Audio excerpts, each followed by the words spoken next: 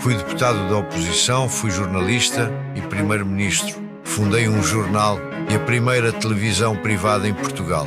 E para contar as minhas memórias, voltei a inovar.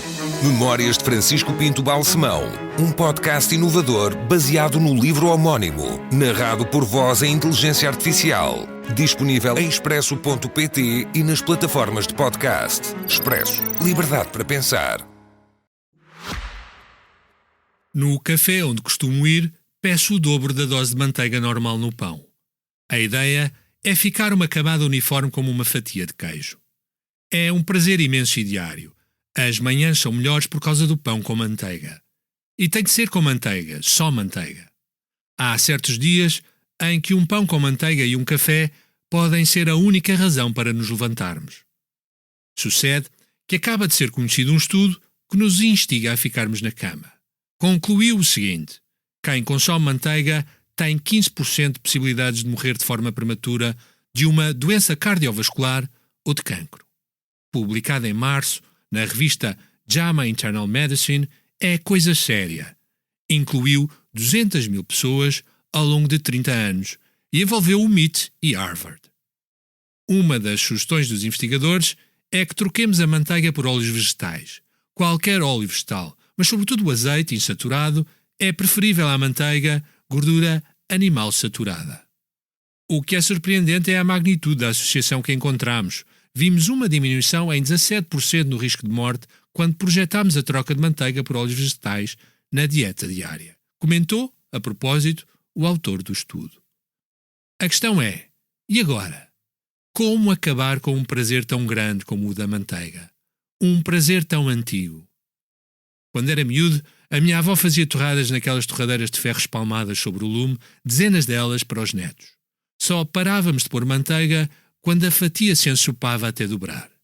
Mais tarde, apareceram os papos secos, 3, 4, todas as manhãs. Os papos secos foram feitos para serem comidos com manteiga quando ainda estão estaladiços, cedo de manhã. Já maduro, tornei-me fã do pão de massa-mãe, das baguetes, dos pães chaloios. Só ao fim de semana posso mudar a emenda do pão com manteiga e introduzir ovos mexidos. Mas também os ovos mexidos levam manteiga. Cá em casa, há discussões sobre a quantidade de manteiga nos ovos e sobre substituir por azeite. Eu bebo azeite, mas não o uso nos ovos mexidos.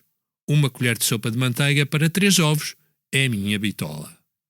Fora pão e ovos, todavia, consigo evitar manteiga em quase tudo, à exceção do arroz de amêijoas e corvina, e do bife na frigideira, e da sopa de couve-flor, e das tostas mistas, por dentro e por fora, e dos croissants.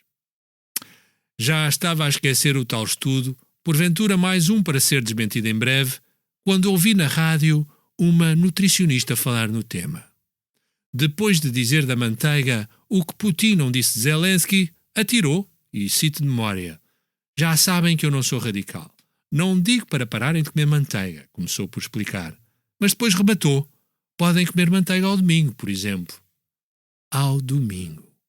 Um pão com manteiga ao domingo. E no resto da semana, nas outras 6 manhãs? A nutricionista, profissional competente, esforçou-se por dar soluções. Pão com hummus, pão com abacate, pão com azeite. Nisto, fui fazer análises. As análises estavam bem, com uma nota curiosa. O colesterol mau estava acima dos 230, ou seja, altinho. Mas o colesterol bom também estava forte, ainda que menos forte. Pensei logo: o colesterol mau vem da manteiga, o bom vem do azeite.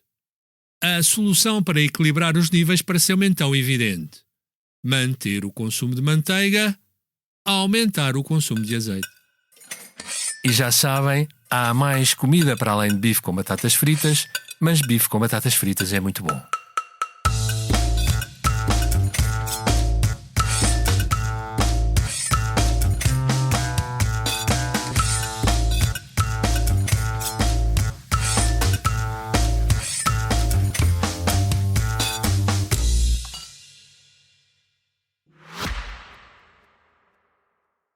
Fui deputado da oposição, fui jornalista e primeiro-ministro. fundei um jornal e a primeira televisão privada em Portugal. E para contar as minhas memórias, voltei a inovar. Memórias de Francisco Pinto Balsemão, um podcast inovador baseado no livro homónimo, narrado por voz em inteligência artificial. Disponível em expresso.pt e nas plataformas de podcast. Expresso. Liberdade para pensar.